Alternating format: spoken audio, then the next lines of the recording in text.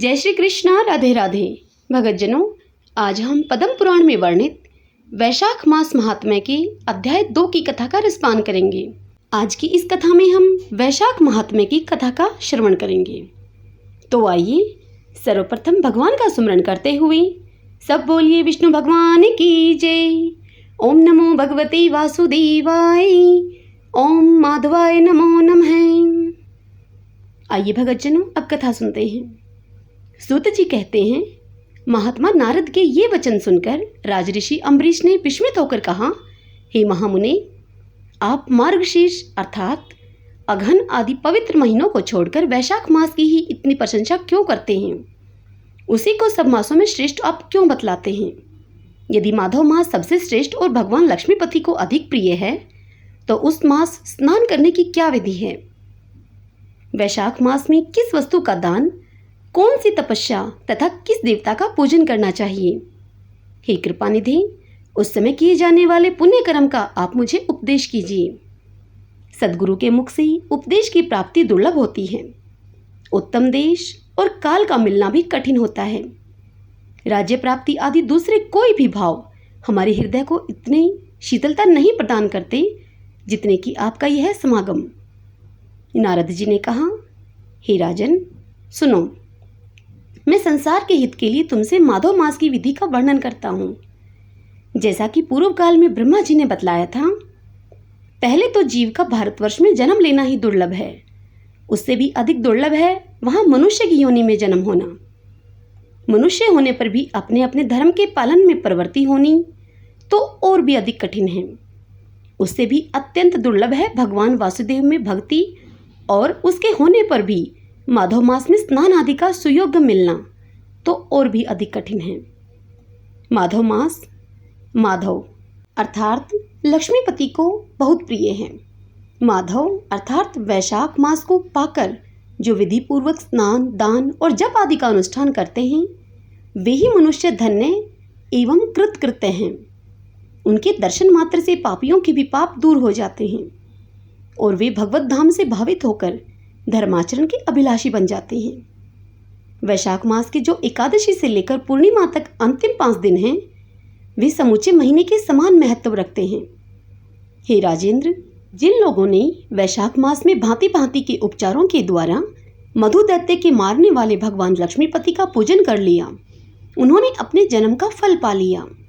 भला कौन सी ऐसी अत्यंत दुर्लभ वस्तु है जो वैशाख के स्नान तथा विधि पूर्वक भगवान के पूजन से नहीं प्राप्त होती? जिन्होंने दान, होम, जप, तीर्थ में प्राण त्याग तथा संपूर्ण पापों का नाश करने वाले भगवान श्री नारायण का ध्यान नहीं किया, उन मनुष्यों का जन्म इस संसार में व्यर्थ ही समझना चाहिए। जो धन के रहते हुए भी कंजूसी करता है, दान आदि किए बिना ही मर जाता है, उसका धन तो व्यर्थ है।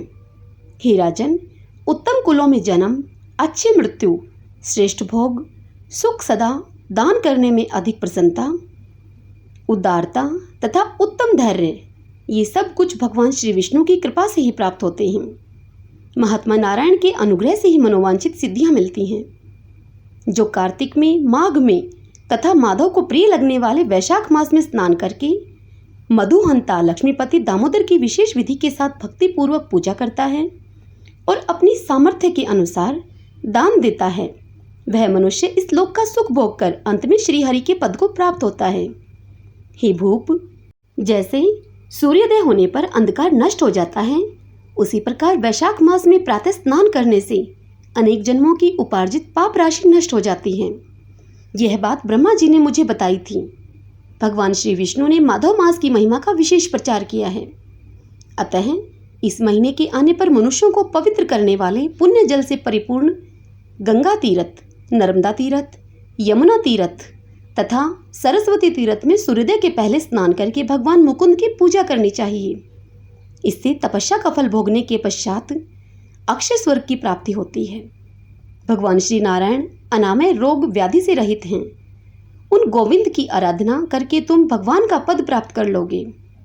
हे राजन, देवादिदेव लक्ष्मीपति पापों का नाश करने वाले हैं। उन्हें नमस्कार करके चैत्र की पूर्णिमा को इस व्रत का आरंभ करना चाहिए। व्रत लेने वाला पुरुष यम नियमों का पालन करे, शक्ति के अनुसार कुछ दान दे हविष्यान भोजन करे, भूमि पर सोए, ब्रह्मचार्य में दृढ़ता पूर्वक स्थित रहे तथा हृदय में भगवान श्री नारायण का ध्यान करते हुए कृच आदि तपस्याओं के द्वारा शरीर को सुखाए। इस प्रकार नियम में रहकर जब वैशाख की पूर्णिमा आए उस दिन मधु और तिल का दान करे, श्रेष्ठ ब्राह्मणों को भक्तिपूर्वक भोजन कराए, उन्हें दक्षिणा के सहित धेनु दान दे तथा वैशाख स्नान के व्रत में जो कुछ त्रुटि हुई हो उसकी पूर्णता के लिए ब्राह्मणों से प्रार्थना करें। हे भूपाल, जिस प्रकार लक्ष्मी जी जगदीश्वर माधव के प्रिया हैं उसी प्रकार माधव मास भी मधुसूदन को बहुत प्रिय है। इस प्रकार अभी बताए हुए नियमों के पालन पूर्वक 12 वर्षों तक वैशाख का स्नान करके अंत में मधुसूदन की प्रसन्नता के लिए अपनी शक्ति के अनुसार व्रत का उद्यापन करें। हे अम्बरीश, पूर्व काल में ब्रह्मा जी के मुख से मैंने जो कुछ सुना था वह सब वैशाख मास का महात्म्य मैंने तुम्हें बता दिया। अम्बरीश ने पूछा, हे मुनि, स्नान में परिश्रम तो बहुत थोड़ा है, फिर भी उससे अत्यंत दुर्लभ फल की प्राप्ति होती है। मुझे इस पर विश्वास क्यों नहीं होता? मुझे मोह क्यों हो रहा है? तब नारद जी ने कहा, हे राजन, तुम्हारा संदेह ठीक है। थोड़े से परिश्रम के द्वारा महान फल की प्राप्ति असंभव सी बात है, तथापि इस पर तुम विश्वास करो, क्योंकि यह ब्रह्मा जी की बताई हुई बात है। धर्म की गति सूक्ष्म होती है, उसे समझने में बड़े बड़े पुरुषों को भी कठिनाई होती है। श्री हरि की शक्ति अचिंत्य है, उनकी कृति में विद्वानों को भी मोह हो जाता है। विश्वामित्र आदि क्षत्रिय थे, किंतु धर्म का अधिक अनुष्ठान करने के कारण वे ब्राह्मण तत्व को प्राप्त हो गए। अतः धर्म की गति अत्यंत सूक्ष्म है। हे भूपाल, तुमने सुना होगा अजामिल अपनी धर्म पत्नी का परित्याग करके सदा पाप के मार्ग पर ही चलता था, तथापि मृत्यु के समय उसने केवल पुत्र के स्नेहवश नारायण कहकर पुकारा। पुत्र का चिंतन करके नारायण का नाम लिया, किंतु इतने से ही उसको अत्यंत दुर्लभ पद की प्राप्ति हुई। जैसे अनिच्छा पूर्वक भी यदि आग का स्पर्श किया जाए तो वह शरीर को जलाती ही है, उसी प्रकार किसी दूसरे निमित्त से भी यदि श्री गोविंद का नामोच्चारण किया जाए तो वह पाप राशि को भस्म कर डालता है। जीव तो विचित्र हैं, जीव की भावनाएं विचित्र हैं, कर्म विचित्र हैं तथा कर्मों की शक्तियां भी विचित्र हैं। शास्त्र में जिसका महान फल बताया गया हो वही कर्म महान है, फिर वह अल्प परिश्रम साध्य हो या अधिक परिश्रम साध्य है। छोटी सी वस्तु से भी बड़ी वस्तु का नाश होता देखा जाता है। जरा सी चिंगारी से बोझ के बोझ तिनके स्वाहा हो जाते हैं। जो श्री कृष्ण के भक्त हैं उनके अनजाने में किए हुए हजारों हत्याओं से युक्त भयंकर पातक तथा चोरी आदि पाप भी नष्ट हो जाते हैं। हे वीर, जिसके हृदय में भगवान श्री विष्णु की भक्ति है वह विद्वान पुरुष यदि थोड़ा सा भी पुण्य कार्य करता है तो वह अक्षय फल देने वाला होता है। अतः माधव मास में माधव की भक्ति पूर्वक आराधना करके मनुष्य अपनी मनोवांछित कामनाओं को प्राप्त कर लेता है। इस विषय में संदेह नहीं करना चाहिए। शास्त्रों उक्त विधि से किया जाने वाला छोटे से छोटा कर्म क्यों ना हो, उसके द्वारा बड़े से बड़े पाप का भी क्षय हो जाता है तथा उत्तम कर्म की वृद्धि होने लगती है। हे राजन, भाव तथा भक्ति दोनों की अधिकता से फल में अधिकता होती है। धर्म की गति सूक्ष्म है, वह कई प्रकारों से जानी जाती है। महाराज, जो भाव से हीन है, जिसके हृदय में उत्तम भाव एवं भगवान की भक्ति नहीं है, वह अच्छे देश और काल में जा जाकर जीवन भर पवित्र गंगा जल से नहाता और दान देता रहे तो भी कभी शुद्ध नहीं हो सकता, ऐसा मेरा विचार है। अतः अपने हृदय कमल से शुद्ध भावना की स्थापना करके वैशाख मास में प्रातः स्नान करने वाला जो विशुद्ध चित्त पुरुष भक्तिपूर्वक भगवान लक्ष्मीपति की पूजा करता है, उसके पुण्य का वर्णन करने की शक्ति तो मुझ में भी नहीं है। अतः हे भूपाल, तुम वैशाख मास के फल के विषय में विश्वास करो। छोटा सा शुभ कर्म भी सैकड़ों पाप कर्मों का नाश करने वाला होता है।